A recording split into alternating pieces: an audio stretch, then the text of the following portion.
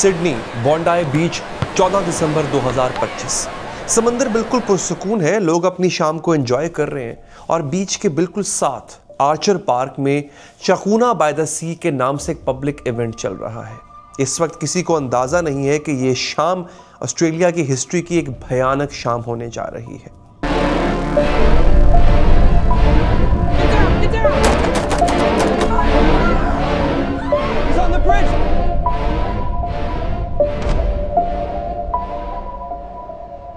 दोस्तों, हकूना एक जूइश यानी एक यहूदियों का फेस्टिवल है जिसको रोशनी का फेस्टिवल कहा जाता है, उम्मीद का फेस्टिवल कहा जाता है। ये बेसिकली उनके लिए याद दिलाता है कि जब अंधेरा गहरा हो जाए तो रोशनी अपना रास्ता बना लेती है।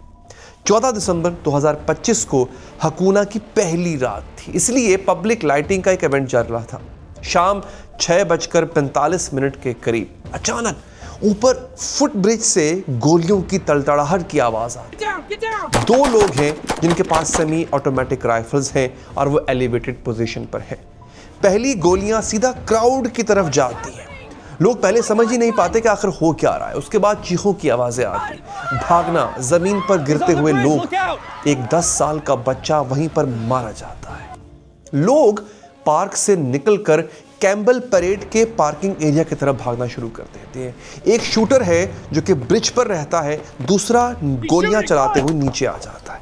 पाम ट्रीज और पार्क कार्स अब उनके लिए एक कवर बन चुकी होती है। गोलियां एक एक मिनट में कई कई बौछारें कर रही होती हैं। इसी दौरान दोस्तों 15 से 16 लोग कहा यह जा रहा है कि जान से चले जाते हैं। 30 से ज़्यादा जख्मी होते हैं। पुलिस ऑफिसर्स भी इंजर्ड हुए। पुलिस को मल्टीपल इमरजेंसी कॉल्स मिल चुकी होती हैं। इसी पार्किंग लॉट में दोस्तों एक आदमी मौजूद है, उसका नाम है अहमद अल अहमद। उम्र है उसकी तकरीबन 43 साल, 2 बच्चों का बाप भी है और सिडनी में फलों की दुकान चलाता है। अहमद इस इवेंट का हिस्सा नहीं था, वो बस बीच पर वैसे ही मौजूद था। अब एक वायरल फुटेज है जहां पे देखा जा सकता है कि अहमद कार्स के पीछे छुपा हुआ है और गोलियां चल रही हैं। और फिर वो देखता है कि एक शूटर बिल्कुल उसके करीब से गुजर रहा है और उसके सामने लोग भाग रहे हैं, जान बचाने की कोशिश कर रहे हैं। उसी पल अहमद एक फैसला करता है। अहमद पीछे से शूटर पर दौड़ता है और उसको दबोच लेता है, जमीन पर गिराता है। राइफल के लिए दोनों के बीच में धींगा मुश्ती होती है, स्ट्रगल होती है। अहमद राइफल शूटर से छीन लेता है। वो 1 सेकंड के लिए वेपन अपनी तरफ करता है लेकिन फायर नहीं करता। शूटर जो है वो उठकर ब्रिज की तरफ भागता है और उसी वक्त ब्रिज पर मौजूद जो दूसरा शूटर था वो उस पर फायर करता है, यानी अहमद पर फायर करता है। अहमद को 2 गोलियां लगती हैं हाथ और बाजू में। दोस्तों, बताया गया है कि जो दोनों शूटर थे ये बाप बेटा हैं। जी हाँ दोस्तों, पुलिस उसी वक्त मौजूद होती है और वहां पर मौके पर पहुंचती है। ब्रिज पर मौजूद शूटर पुलिस फायरिंग में मारा जाता है। दूसरा शूटर क्रिटिकली इंजर्ड होकर अब अरेस्ट हो चुका है। बाद में एक कार से आईईडी यानी बॉम्ब भी मिला था जिन्हें बॉम्ब स्क्वाड सेफली डिसआर्म कर देती है। दोस्तों, अटैक यहां पर खत्म नहीं होता है।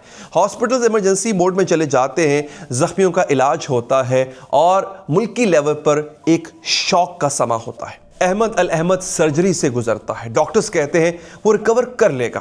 अथॉरिटीज कंफर्म करती हैं कि अहमद के पास कोई फायर आर्म यानी कोई असलहा ट्रेनिंग भी नहीं थी। इसी दौरान इजरायली प्राइम मिनिस्टर एक स्टेटमेंट देता है। ראינו גם גבורה יהודית בשיאה.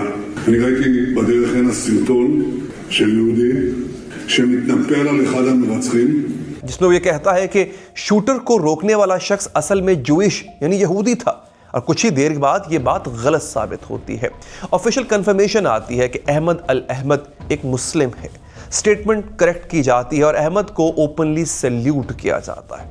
14 दिसंबर 2025 की शाम ऑस्ट्रेलिया के लिए एक याद बन गई है। ये कहानी इस बात की नहीं है कि टेरर कैसे शुरू होता है। ये कहानी इस बात की है कि अक्सर टेरर वहीं रुक जाता है जहां कोई आम इंसान पीछे हटने के लिए इनकार कर देता है। बॉन्डाई बीच पर टेरर ने पहला कदम रखा, लेकिन कहानी का आखिरी लफ्ज़, आखिरी कदम हिम्मत ने दिखाया।